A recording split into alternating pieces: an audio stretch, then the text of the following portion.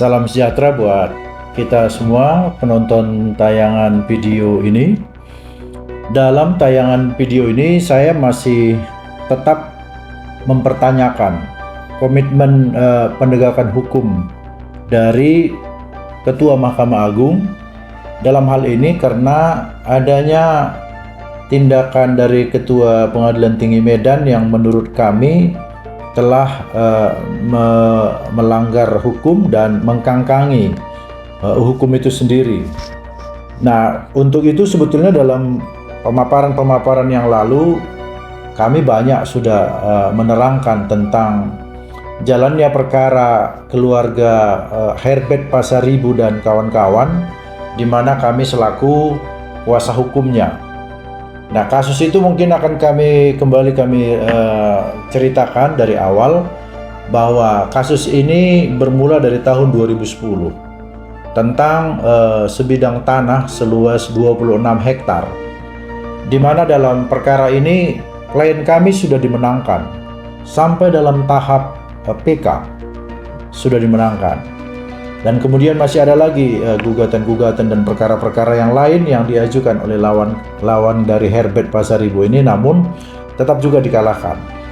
Nah, sekarang yang menjadi persoalan itu adalah ketika kemenangan itu akan direalisasikan. Tentu merealisasikannya adalah, karena ini perkara perdata, merealisasikannya adalah lewat pelaksanaan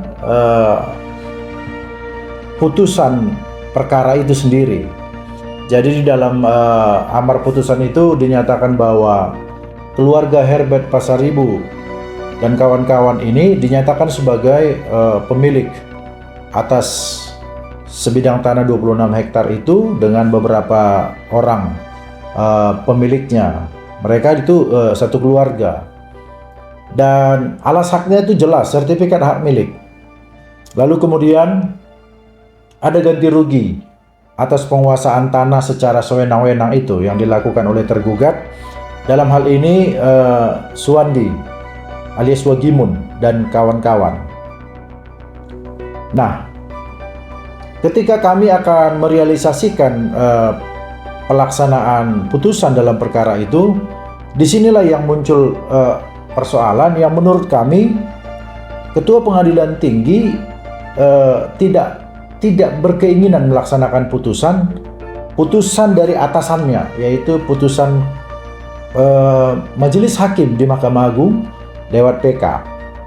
Nah, ada beberapa surat menyurat yang kami lakukan dengan Ketua Pengadilan Tinggi Medan, namun bagi kami jawaban-jawaban dari surat itu sangat tidak memuaskan.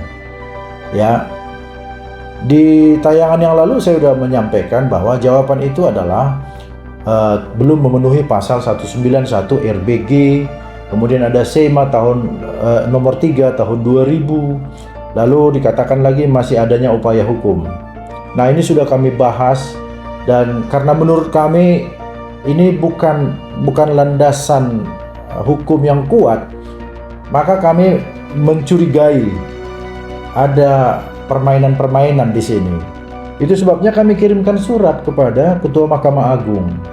Surat kami itu tertanggal 31 Januari. Di sana kami kirimkan surat langsung kepada 3 institusi.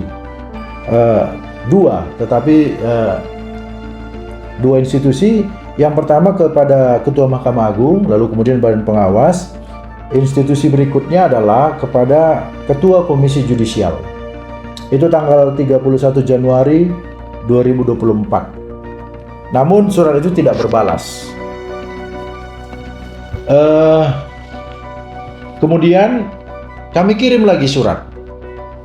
Nah, isi surat itu kira-kira berbunyi bahwa Ketua Pengadilan Tinggi Medan itu tidak berkenan melaksanakan eksekusi.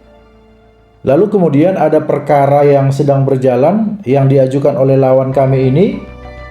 Nah, kemudian perkara yang sedang berjalan ini untuk membantah eksekusi kami ini, majelisnya dipegang oleh Ketua Pengadilan Tinggi Medan. Itu yang kami adukan sebetulnya. Bagi kami itu melanggar etika. Tetapi itu tidak direspon oleh Ketua Mahkamah Agung. Dan kemudian kami kirimkan surat lagi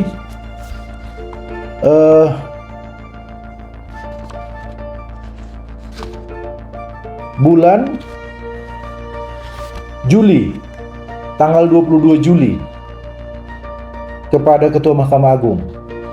Namun tidak direspon, dan kami kirim lagi surat tanggal 30 Juli kepada Ketua Mahkamah Agung, dan rasanya itu pun mungkin tidak direspon. Nah, kepada Badan Pengawas kami kirimkan surat itu, lalu Badan Pengawas menjawab ini persoalan alasan juridis dan substansi putusan. Padahal menurut kami bukan soal substansi putusan. Makanya jawaban dari Badan Pengawas ini pun menurut kami ngawur juga. Jadi kami balaskan kembali surat itu bulan Juni, namun itu tidak direspon lagi.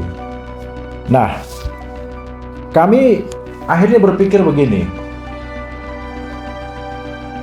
mungkin Ketua Mahkamah Agung dan Ketua Pengadilan Tinggi ini membutakan matanya untuk melihat fakta-fakta hukum yang ada. Jadi tidak lagi melihat fakta-fakta hukum yang ada tentang perkara ini, dan hatinya ditumpulkan untuk tidak lagi sensitif terhadap rasa keadilan masyarakat. Itu yang ingin kami sampaikan dalam tayangan ini. Jadi matanya dibutakan dan hatinya ditumpulkan, sehingga memang kami merasa mungkin putusan ini ketika mereka masih berkuasa, ketika masih mereka sebagai pejabat, mungkin putusan perkara kami ini kecil kemungkinannya untuk dilaksanakan. Dan ini sebetulnya prahara besar dalam penegakan hukum, masalah besar dalam penegakan hukum. Jangan pikir karena kalian sedang berkuasa, maka segala sesuatu bisa kalian tentukan. Saya pikir semua kita paham bahwa semua ada masanya, semua ada waktunya. Tidak ada yang terus-menerus, tidak ada yang kekal. Nah, hanya saja mungkin selagi kalian berkuasa, ya kami ini harus sabar untuk menunggu kapan direalisasikan kemenangan perkara dari klien kami ini. Bayangkan, dari tahun 2010 sampai tahun 2024 itu 14 tahun. Jadi ada orang sekarang yang sedang bergembira, sedang tertawa, menikmati hasil dari tanah yang bukan tanahnya. Karena di atas tanah itu kami dengar wagimun, dan kami lihatlah, bukan kami dengar, kami lihat langsung karena ada sidang lapangan. Di atas tanah itu ditanami sawit. Seluruhnya ditanami sawit. Jadi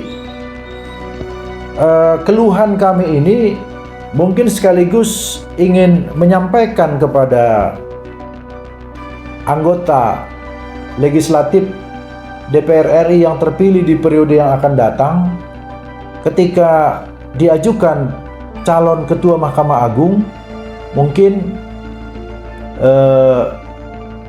anggota DPR RI supaya lebih sensitif dan lebih berhati-hati dalam merekomendasikan calon Ketua Mahkamah Agung. Artinya selain mungkin punya kapasitas dari segi pengetahuan, mungkin juga perlu dipertimbangkan yang punya integritas, dan juga mungkin perlu dipertimbangkan orang yang sensitif terhadap penegakan hukum, karena di tangan mereka lah nasib rakyat pencari keadilan, di tangan mereka. Jadi kalau mereka mempermainkan hak-hak masyarakat, itu bagi kami merupakan satu tindakan yang betul-betul mengoyak-ngoyak keadilan yang sedang dibangun oleh katakanlah para pendahulu-pendahulu, para pakar-pakar hukum, para penegak hukum yang lebih dulu berkiprah dan berbakti untuk bangsa dan negara ini. Jadi kami terus akan menyuarakan ini sekalipun mungkin mereka tidak peduli seperti yang tadi saya katakan, mungkin matanya sudah dibutakan dan hatinya sudah ditumpulkan. Kiranya tayangan ini bisa bermanfaat bagi masyarakat umum, karena mungkin saja kalian juga atau rekan-rekan lawyer atau para pencari keadilan masyarakat akan berhadapan dengan situasi yang seperti ini. Terima kasih, semoga bermanfaat.